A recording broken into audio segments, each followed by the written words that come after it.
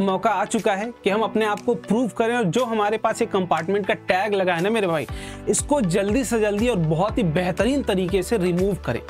देखो, आपकी हो सकती है कंपार्टमेंट मैथमेटिक्स में आई हो या फिर साइंस में आई या फिर किसी भी सब्जेक्ट में आई हो। अब मैटर नहीं करता है कि अब चीजें आपने पीछे क्या करी थी, लेकिन अब मैटर करता है कि आगे आने वाले टाइम में क्या करने वाले हैं, क्योंकि मौका हमें प्रॉपर मिल रहा है। तो जो भी गिल्ट मन में तुम्हारे है, जो भी तुम्हारे अंदर एक पछतावा बैठा हुआ है कि भैया हमने मेहनत नहीं करी थी, हम अच्छे से नहीं पढ़ाई किए थे, सब कुछ मेरे भाई यही भूल जाओ। कमेंट बॉक्स तुम्हारे लिए खाली है। जो भी गलतियां हैं कमेंट बॉक्स में तुम लिखो, भरो, वहीं उसको बंद करके एक नई शुरुआत करो। और मेरे साथ इस वीडियो को प्रॉपर कंप्लीट देखना। अगर तुम्हारी साइंस में किसी भी तरीके की बैकलॉग्स आई है, अगर साइंस में भी नहीं है और भी किसी सब्जेक्ट में आई है, तब भी ये वीडियो आपके लिए इंपॉर्टेंट है, क्योंकि इसमें कुछ अलग से हेल्पफुल बातें बताऊंगा जो कि साइंस और सारे सब्जेक्ट्स को मिला के होंगी।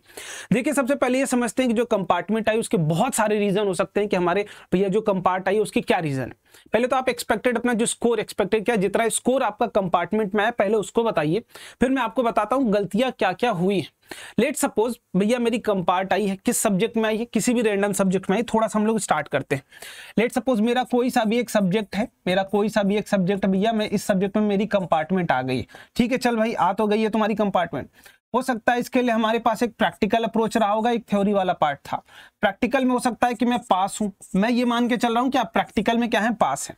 अब थ्योरी में हमें पता है कि टोटल मुझे लेट सपोज प्रैक्टिकल आपका 20 नंबर का था। कितने नंबर का था? टोटल 20 नंबर का। मुझे मिल गए हैं 18 नंबर। कितने नंबर मिल गए? 18 नंबर। मुझे अगर पास होना है इस सब्जेक्ट में तो मुझे टोटल 100 में से 33 मार्क्स चाहिए। 33 मार्क्स आउट ऑफ 100। हमें इतना चाहिए 33 मार्क्स आउट ऑफ 100। लेकिन प्रैक्टिकल में मेरे भाई मैंने 18 स्कोर कर लिया है। अब बहुत सारे बच्चे ऐसे हैं जिनका थ्योरी में 6 नंबर आया है, किसी का थ्योरी में 7 नंबर आया है, किसी का थ्योरी में 8 नंबर आया है। एक बात तुम खुद सोच के देखो कि अगर तुम्हें इस सब्जेक्ट में ओवरऑल पास होना था, 18 तुम यहां से ले आए थे और टोटल 15 नंबर तुमको यहाँ थ्योरी में लेके आना था, तुम जस्ट हाफ पे अभी लाई कर रहे हो। तो तुम अपने आप को एक बार थोड़ा सा एक बार फील कराने की कोशिश करो कि मेरा भैया जो पेपर था थ्योरी का, मेरा 80 नंबर का पेपर था, मैं 10% भी लाने के लायक नहीं हूं। 10% भी लाने के लायक नहीं, मेरा 10% भी नहीं आया। आपको टोटल लाना कितना था? 20% मार्क्स। आप 10 भी नहीं लेके आ पाए। तो आप समझ रहे हो कि गलती कहां है? गलती दो जगहों पर हो सकती है। हो सकता है कि आपने सिलेबस अच्छे तरीके से नहीं पढ़ा होगा, पहली गलती। अब तुम खुद डिसाइड करो तुम्हारी क्या गलती थी, कि तुमने सिलेबस ही नहीं अच्छे तरीके से किया था, या फिर दूसरी गलती हो सकती है मेरे भाई कि मैंने पढ़ा बहुत अच्छे तरीके से था, मैं लिख नहीं पाया। तो एक छोटी सी मैं टिप्स आपको यहां पर दे रहा हूं कि अगर हमें यहां पर पास करना है एग्जाम को, किसी भी एग्जाम को पास करना है, ठीक, तो पहली बात कि हमारे पास जो होनी चाहिए वो क्या होनी चाहिए सर? पहली जो चीज होनी चाहिए वो एग्जाम की एनालिसिस होनी चाहिए। क्या होनी चाहिए? अपने एग्जाम की एनालिसिस होनी चाहिए कि भैया मेरा पेपर कैसा आया था या कैसा आता है, ये चीज हमें पता होनी चाहिए। किसी भी एग्जाम को देना है, एनालिसिस नहीं है तो खत्म काम। एनालिसिस का मतलब क्या है कि हमें चैप्टर वाइज बात करें, अगर और किसी सब्जेक्ट में बात करोगे चैप्टर वाइज मार्क्स पता होने चाहिए, मार्क्स का डिस्ट्रीब्यूशन पता होना चाहिए कि भैया किस चैप्टर से कितने मार्क्स के क्वेश्चन पूछे जाते हैं और किससे ज्यादा पूछे जाते हैं। स्पेलिंग पे मत जाना, मुझे नहीं पता, जो भी होगा, ठीक। तो हमें ये पता होना चाहिए भैया किस चैप्टर से कितने मार्क्स पूछा जाता है। देखो, हमारी एक बहुत गंदी आदत होती है पूरे साल, अभी आप आगे जाओगे यही फिर काम करोगे, हम क्या खोजते हैं? पहले सिंपल टॉपिक्स को खोजते हैं। पूरे साल सिंपल टॉपिक्स को खोजेंगे, नॉर्मल टॉपिक्स जो इजी लगे वो पढ़ लेते हैं, बाकी हार्ड वाला देखेंगे, अगर लग जाएगा लह जाएगा तुक्का तो भैया मार देंगे तुक्का, एग्जाम में हो जाएगा, कुछ भी लिख के आ जाएंगे, नंबर तो मिल ही जाएगा। लेकिन एक रियलिटी को तुम्हें एक्सेप्ट करना पड़ेगा कि जो तुम पीछे भाग रहे हो ना इजियर टॉपिक्स के, वो कम मार्क्स में आते हैं भाई, वो आपको जस्ट एक्स्ट्रा देने के लिए होते हैं। लेकिन जो कोर है वही बेस आपका मार्क्स लेके आता है और वही हम छोड़ के जाते हैं, वो हमें नहीं करना। इस बार थोड़ा सा मेहनत करना है, अपनी तरफ से एफर्ट डालोगे तो मैं भी अपनी तरफ से एफर्ट डालूंगा, लेकिन बराबर का एफर्ट होना चाहिए, ठीक है। अब दूसरी चीज एग्जाम की एनालिसिस तो हो गई भैया, और दूसरी चीज जो सबसे मोस्ट इंपॉर्टेंट है, आपको पता होना चाहिए भैया स्कोरिंग टॉपिक्स कौन से हैं। और स्कोरिंग टॉपिक्स का मतलब ये है, कि भैया जो रिपीटेड टॉपिक्स हैं। कैसे टॉपिक्स? Repeated topics. क्योंकि हर साल सीबीएसई देख भाई 3 से 4 चैप्टर है, 5 चैप्टर है आपके फिजिक्स में, ऐसे ही लगभग 3-4 चैप्टर आपकी केमिस्ट्री में है, ऐसे ही 4-5 चैप्टर आपकी बायो में है। अब चैप्टर्स तो फिक्स है, टॉपिक्स भी फिक्स्ड है, और अच्छे टॉपिक्स ही फिक्स्ड है। समझ में आ रही बात कि जो चैप्टर आपका डिसाइड किया गया है उसमें कुछ ही अच्छे टॉपिक्स होते हैं, बाकी लगभग आप देखोगे वो नॉर्मल से इजी टॉपिक्स होते हैं, वो 1-2 नंबर में आ जाते हैं। लेकिन अगर हम थोड़ा सा अपनी तरफ अटेम्प्ट दें, 5 नंबर वाले सवाल की बात करें कि हमारा पेपर में भैया 5 नंबर का भी सवाल आता है, अगर मैं गलती से भी 5 नंबर वाले क्वेश्चन के लिए प्रिपेयर हो जाता हूं तो अगर कुछ भी लिख दूंगा 3 नंबर तो मेरे मिल ही जाएंगे। और तुम कितने लेके आए हो? 6, मतलब 2 क्वेश्चन कर लेते हो, तुम्हारा 6 नंबर ऐसे आ जाएगा। लेकिन हम गलती क्या करते हैं, हम 1-1 नंबर की तैयारी करते हैं। हम इजी टॉपिक की तैयारी करेंगे सर, 1 नंबर वाले में तैयारी करेंगे, करो यही आता रहेगा फिर। तो ये आपको पता होना चाहिए कि इंपॉर्टेंट टॉपिक्स, स्कोरिंग टॉपिक्स कौन से और रिपीटेड टॉपिक्स कौन से हैं, वही आपको इस वीडियो में बताऊंगा। और जो सबसे important out of the track में बोल रहा हूं वो है सर अपना प्रेजेंटेशन। वो है सर क्या? अपने प्रेजेंटेशन। ये आपकी सबसे बड़ी गलती होगी एग्जाम में, मैं इसी चीज को मान रहा हूं कि यही आपकी सबसे बड़ी गलती रही होगी। पढ़ाई तो तुमने नो डाउट अच्छी कर ही रही होगी, कुछ भी लिख के आते यार, अपना हिंदी में नाम ही लिख के 10 बार आ जाते, कुछ न कुछ आधा नंबर तो तुमको मिल ही जाता, लेकिन प्रेजेंटेशन भी तुम्हारी महागंदी है। तो थोड़ी सी मैं हेल्प कर दे रहा हूं यहाँ पर प्रेजेंटेशन के लिए, थोड़ी सी बात बोल रहा हूँ। वो क्या बोल रहा हूँ कि भैया जो भी आंसर लिखना है आपको पॉइंट बाय पॉइंट लिखना है। पहली चीज, पॉइंट बाय पॉइंट आपको लिखना है। दूसरी चीज, जितने भी इंपॉर्टेंट वर्ड्स हों, जो भी इंपॉर्टेंट वर्ड्स आपको लगे उसको क्या कर दीजिए? अंडरलाइन कर लीजिए। उसको क्या कर दीजिए सर? अंडरलाइन कर दीजिए। तीसरा, जो भी न्यूमेरिकल आप सॉल्व कर रहे हैं, न्यूमेरिकल आप सॉल्व कर, उसका एक फॉर्मेट लिखिए। पहले आप गिवन लिखिए, ठीक, फिर आप लिख दीजिए फॉर्मूला यूज, कौन सा फॉर्मूला यूज करेंगे। और उसके बाद जो भी आपका आंसर आता है, जो भी आंसर आता है उसको एक ब्लॉक में कर दीजिए। ये 3 काम आपको फॉलो करना है, आज ही से प्रैक्टिस करिए, प्रेजेंटेशन सुधारिए। सबसे ज्यादा इंपॉर्टेंट चीज ये है, हमको कम आता है लेकिन हम ज्यादा इसको लेके आ पाते हैं। क्यों? क्योंकि मेरी प्रेजेंटेशन बहुत अच्छी है और यही तुम्हारा दोस्त भी तुम्हारे साथ खेल रहा है। वो पास हो गया, तुम फेल हो गए, उसकी प्रेजेंटेशन अच्छी थी, आता तुमको उससे ज्यादा था, ठीक। तो ये डिपेंड करता है। चलिए अब थोड़ा सा बैक ऑफ द टॉपिक आते हैं और एक एक करके बात करते हैं। फिजिक्स और केमिस्ट्री हमारे पास, अगर साइंस की बात कर रहे हैं तो टोटल 3 सेक्शन है दोस्त। फिजिक्स की बात करें तो टोटल ये 25 मार्क्स का आपसे पूछा जाएगा, ठीक, हमें पता है ये बात। आपको ही पता होगी केमिस्ट्री ओवरऑल 25 मार्क्स की ही आएगी आपके सामने। देखो ये एवरेज मार्क्स डिस्ट्रीब्यूशन की बात कर रहा हूं, वैसे सीबीएसई तो कुछ ऐसा देता है नहीं। बायो की बात करें तो बायो भी आपका 25 मार्क्स का आएगा। बोलेंगे भैया 25 से 75 होता है, 5 नंबर कहाँ गया? जो 5 नंबर है ये एक चैप्टर आपका इन्वायरमेंट, आवर इन्वायरमेंट, ये अकेला लेके बैठा है भाई, अकेला घटिया सा चैप्टर, सबसे आसान सा चैप्टर, 5 नंबर लेके बैठा, तुम्हारे 6 नंबर टोटल आए हैं। तुम देख लो कहां तुम लैग कर रहे हो, ठीक। तो हमें ये 25 मार्क्स यहां से भी गेन करना है, 25 यहां से भी गेन करना है और 25 यहां से भी निकालना है, और ये 5 तो हमारे हाथ ही में। अब देखो सबसे जरूरी बात ये होती है कि हमें समझना पड़ेगा मेरा दोस्त कौन है, दुश्मन कौन है। दुश्मन बैठे हैं ये, दोस्त कौन है? ये दोनों लोग। लेकिन तुम्हें यही नहीं पता, तुम्हें यही नहीं पता तुम्हारा दोस्त कौन है, दुश्मन कौन है। बायो एक ऐसी चीज है जिसमें आप सिर्फ डायग्राम अगर प्रिपेयर कर लेते हो, सिर्फ डायग्राम और उसके एलिमेंट्री पार्ट्स, सिर्फ डायग्राम्स प्रिपेयर कर लेते हो तो आपके 5 से 6 मार्क्स कहीं नहीं गए हैं। सिर्फ डायग्राम्स की बात कर रहा हूं मैं, सिर्फ डायग्राम्स की बात कर रहा हूं, 5 से 6 मार्क्स कहीं नहीं गए। केमिस्ट्री में तुम सिर्फ रिएक्टिविटी सीरीज अच्छे तरीके से कर लो, और भी थोड़े थोड़े टॉपिक्स बताऊंगा, कार्बन कंपाउंड वाले चैप्टर में जो केमिकल प्रॉपर्टीज हैं वो कर लो, तुम्हारे 5 से 6 नंबर ऐसे ही आ जाएंगे, 10 नंबर आ जाएगा इवन। तो आप समझ रहे हैं कि कहां कहां चीजें में कौन दोस्त है कौन दुश्मन। ये सिर्फ रटने वाली चीज है, दिमाग नहीं तुम्हारा काम करता है, छोड़ो ना यार, तुम रटने के पीछे भागो, और तुम्हारा दिमाग काम कर रहा है तब यहां आ जाओ। और फिजिक्स में भी तुम्हें पता ही नहीं कैसे पास होना। एक चैप्टर तुम्हारा magnetic effect of current, magnetic effect of current, इसमें तो भैया न्यूमेरिकल नहीं है, इसमें तो न्यूमेरिकल नहीं है, थ्योरी है, बस वही पढ़ के जानना, हम पास हो जाएंगे, वो भी तुमसे नहीं हो रहा है, ठीक। चलो कुछ हम टॉपिक्स की बात कर लेते हैं, एक एक करके केमिस्ट्री से शुरुआत करते हैं। सबसे पहला चैप्टर नंबर 1 हमारे पास, और ध्यान से समझेंगे, एक एक चीजों को बहुत अच्छे तरीके से समझने की कोशिश करेंगे हम, कि हमारे पास लेट सपोज चैप्टर नंबर 1 है केमिकल रिएक्शन एंड इक्वेशन। भैया बहुत कुछ बता देंगे, नहीं पूरा चैप्टर नहीं बताने वाला हूं, अब उतना ही बताऊंगा जितने से तुम बस पास हो सकते हो। तुम्हारे लेट सपोज प्रैक्टिकल में कितने हैं पहले आप वो कमेंट करके बताओ, और रिक्वायर्ड कितना है पास होने के लिए वो आपको पता चल जाएगा। हमको बस पास करना है, अब टॉप करने के बारे में नहीं सोचना है, हमको पास करना है। तो जो जो टॉपिक्स मुझे इंपॉर्टेंट लगते हैं आपको मैं वो बता रहा हूं। बाकी अगर मैं दूसरे तरफ अगर रिकमेंडेशन करूं तो जो बच्चा पूरा पढ़ सकता है प्लीज मेरे भाई पूरा पढ़ो, लेकिन जो बच्चे के अंदर कैपेबिलिटी नहीं है, मैं जितना बता रहा हूं उतना कर लो, तुम्हारा बेड़ा पार है। देखो क्या क्या बता रहा हूं, बोल रहा हूं chemical reaction and equation chapter में एक बार बैलेंसिंग कर लो, घटिया एकदम टॉपिक है, वहां घटिया तो ट्रिक वाला यूज कर लो, अलजेब्रिक मेथड यूज कर लो, जो तुम्हें चाहिए। ये आएगा आपकी एमसीक्यूज के फॉर्मेट में, 1 नंबर आपको पक्का दे के जाएगा, क्लियर है। अब दूसरी चीज आ जाइए, दूसरी चीज मैंने एक छोटी सी चीज लिख रखी है, ऑल एक्टिविटीज। एनसीईआरटी की सारी एक्टिविटीज है, और अगर आप जाएंगे तो हमारे चैनल पर ही ये वीडियो आपको यहाँ दिख रही होगी, वो मिल जाएगी। सारी की सारी एक्टिविटीज मैंने पूरी करा रखी है, एक एक करके उसको देखो, समझो और रिजल्ट को रट लो, याद कर लो, जैसे भी दिमाग में भरना भर लो, मुझे नहीं पता, भर जाना चाहिए। ठीक, यहां से तुम्हारा लगभग 5 से 6 मार्क्स पक्के हो जाएंगे, 5 मार्क्स लगभग यहाँ पक्के हो जाएंगे तुम्हारे। उसके बाद हम एसिड बेस एंड सॉल्ट्स की बात करते हैं, तो यहाँ भी बहुत ज्यादा परेशान नहीं होना है। कुछ केमिकल प्रॉपर्टीज का ध्यान रख लेना है कि मेटल को अगर एसिड में डालेंगे तो क्या होगा, मेटल कार्बोनेट को अगर डालेंगे तो क्या होगा, बेस में डालेंगे तो क्या होगा। एक जनरल रिएक्टिविटी आपको समझ में आ जानी चाहिए। और दूसरी चीज है भैया सबसे इंपॉर्टेंट, वो है इंडिकेटर। कोई भी इंडिकेटर है, लिटमस हो गया हमारा, ठीक, या फिनोफ्थलीन हो गया हमारा, इस पर बेस्ड एमसीक्यूज भी आ सकता है, लंबे में भी आ सकता है। और इसी का यूज करके पीएच के बारे में भी थोड़ा सा जानकारी, यहां मैं पीएच भी मेंशन कर दे रहा हूं, पीएच के बारे में भी थोड़ी सी जानकारी आपको होनी चाहिए। ये 2 टॉपिक्स आपके आने चाहिए। इसके बाद सॉल्ट की बात कर लें तो सॉल्ट में हमें पता है वॉशिंग सोडा, बेकिंग पाउडर, ये थोड़ी चीजें आपको बताई जाती हैं। ये सॉल्ट मेरे भाई प्लीज एक बार देख लेना, उनकी प्रिपरेशन देख लेना। और इसमें स्पेशली आप क्लोर अल्कली प्रोसेस की मैं बात कर रहा हूं, क्लोर अल्कली प्रोसेस, इसमें थोड़ा सा स्पेशलाइजेशन करके देख लेना, ठीक। और जिप्सम से कैसे प्लास्टर ऑफ पेरिस बनाते हैं, प्लास्टर ऑफ पेरिस से कैसे जिप्सम में आते हैं, ये बड़ा इंपॉर्टेंट फॉर्मूला है, ये एक बार ध्यान से जरूर देख लेना। यहाँ भी 4 से 5 नंबर तुम्हारे पक्के करा दूंगा मैं।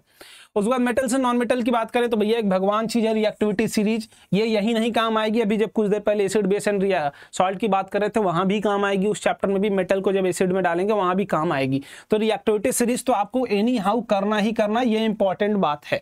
उसके बाद आ जाते हैं थर्माइट रिएक्शन, एक छोटी सी रिएक्शन है जिसमें हम क्या करते हैं, आयरन को प्रोड्यूस कराते हैं मोल्टन स्टेट में यूजिंग एल्यूमिनियम, ठीक, आयरन ऑक्साइड में एल्यूमिनियम का रिएक्शन कराते हैं, एक्सोथर्मिक होती है, बेसिक सा रिएक्शन। इसके बाद एक्सट्रैक्शन ऑफ मेटल में समझ जाना है कि सल्फाइड ओर है तब कैल्सिनेशन कराएंगे या रोस्टिंग कराएंगे, कार्बोनेट ओर है तब कैल्सिनेशन कराएंगे या रोस्टिंग कराएंगे, बेसिक सा प्रोसेस है, आराम से कर लोगे आप, ठीक। इसमें भी आपके पास लगभग 5 से 6 मार्क्स पक्के हो जाएंगे। इसके बाद कार्बन्स कंपाउंड, ये सबसे ज्यादा इंपॉर्टेंट चैप्टर है, क्योंकि जो 5 मार्कर क्वेश्चन होते हैं, 5 मार्क के क्वेश्चन होते हैं, वो मोस्ट ऑफ द केसेस में कार्बन्स कंपाउंड से ही आता है। इसमें करना क्या, हमें टेट्रावैलेंसी और केटेनेशन को समझ लेना है कि भैया कार्बन इतने सारे कंपाउंड्स बनाता क्यों है, क्योंकि उसकी टेट्रावैलेंसी है, कैटेनेशन प्रॉपर्टी भी शो करता है, लंबी लंबी चेन बनाता है। उसके बाद आइसोमर्स, बहुत बड़ी चीज नहीं है, छोटा समझ जाना है कि सेम मॉलिक्यूलर फॉर्मूला से जब डिफरेंट स्ट्रक्चर्स बन रहे हो, पॉसिबिलिटी हो, आइसोमर्स कहलाएगा।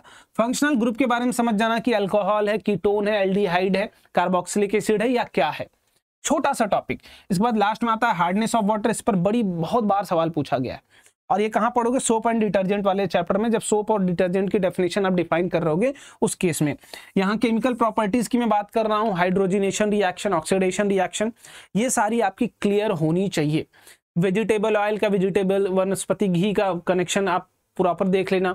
तो ये सारी चीजें आपको एकदम अच्छे तरीके से प्रिपेयर होना चाहिए कार्बन्स कंपाउंड चैप्टर में।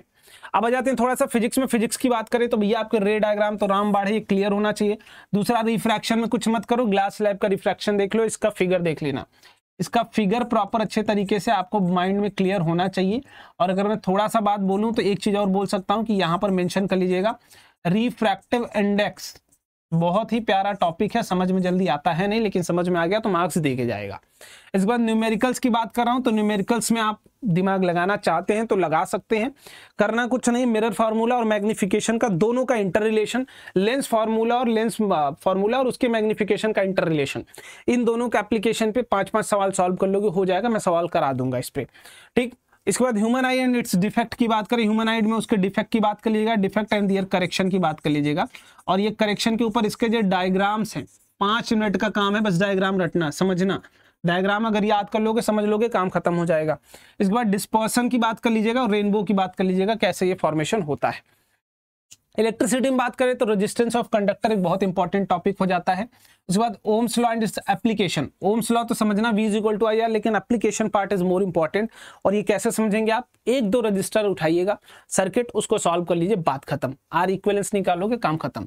और एक जो सबसे मोस्ट इंपॉर्टेंट टॉपिक है वो rating of bulb and its power, इन दोनों के बीच के न्यूमेरिकल एक आता ही आता है, इसके ऊपर एक न्यूमेरिकल लगभग इसी साल ही है, जो नहीं आया हो, लगभग इस पर एक न्यूमेरिकल आता ही आता है।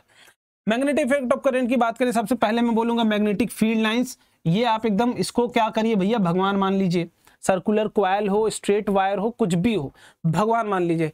उसके बाद सोलेनॉइड है, सोलेनॉइड में भी इसका भी ध्यान रखना है, मैग्नेटिक फील्ड लाइन सोलेनॉइड की कैसे बनती है, वो कैसे बिहेव करता है, बार मैग्नेट की तरह बिहेव करता है, सब कुछ। और जो आपके पास रूल है, right hand thumb rule, Fleming's left hand rule या जो भी है, सब कुछ अच्छे तरीके से क्लियर कर लीजिए। लास्ट में आ जाता है डोमेस्टिक सर्किट।